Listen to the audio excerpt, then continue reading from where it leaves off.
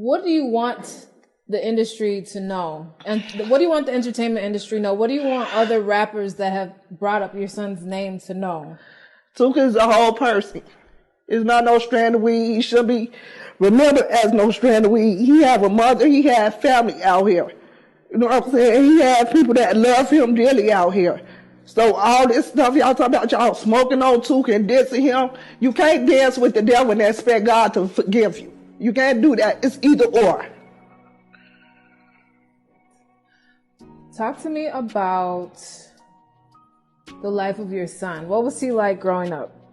Tooka was always, I'll say, he was just Tooka. He was just himself. He had his own personality. He just had his own way of thinking in life. But he always kept me on my toes, though. That's one thing I can say. My son kept me on my toes all the time. But nothing that I couldn't expect to be doing something for Tooka.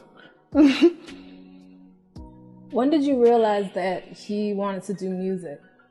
Actually, I found that out maybe in 2010 when him and his brother and Duck and them used to get together in the basement. I had found the big old shoebox of lyrics, and I'm like, where this stuff come from? And one day he just recited some stuff. I'm like, boy, you really good, huh?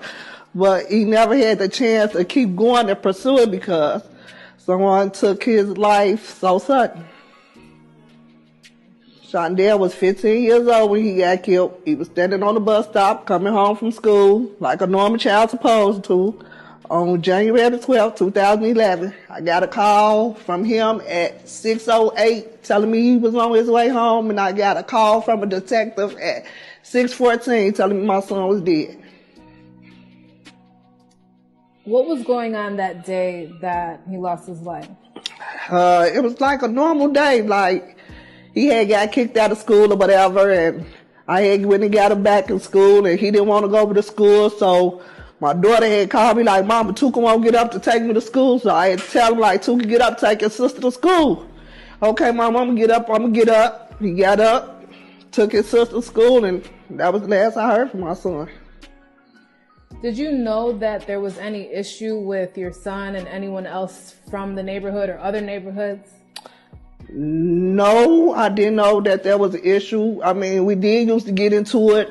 If he go stand on the bus stop on King Drive, we got to worry about the boys from Parkway. Talking about he coming from such area. I mean, that's about it. But as far as him being out here in these streets, no, I never had a problem. I mean, he was a regular child. He was only 15 years old doing stuff a 15-year-old child to do. I mean, he couldn't have intimidated nobody that much where they want to take his life from him at the age of 15.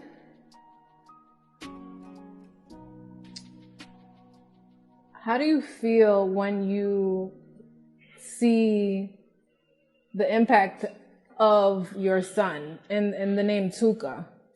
Well, it depends on which impact you're talking about, because I love the positive impact. It's the negative impact that I don't like. It's because my son was 15 years old. You know what I'm saying? How could y'all get a person who was named, he got his nickname from the hospital. They called him Attitude. I shortened it up for Tooka, because everybody didn't want to keep saying Attitude, so we called him Tooka. So, I mean, I don't get how that they can feel so intimidated by someone who's 15 years old and want to take a person and be making it to a strand of weed. How could you go from smoking on Tooka to, I mean, where did that come from? Who smokes on a dead person? How do you feel when you hear people say they're smoking on your son, Tooka? Oh, makes me upset. It makes me upset because, I mean, where do the level of disrespect stop? He's already dead. He's not here to do nothing to nobody. He can't intimidate nobody. So, I mean, what is the intimidation coming from? I don't get it. I mean, people are just so cruel out here in this world. I don't understand how people could be so cruel. And he was only 15 years old. My son been dead 10 years. And it's I still can't get no type of lenient from nowhere, because every time you turn around, if it's the upcoming ones, it's the industry, people that's already in the industry, and they don't even know my son. They just went off with something somebody else said about my son. And it is not fair. It's not fair. And that's why I'm here today, because it's not fair. I'm going to be my son's voice. I begged from day one when my son got killed that I didn't want no retaliation, no none of this. But yet, and still it's just ongoing. And I just want it to stop. I just want us to come together as one. Let people live their life, live and let live is my motto.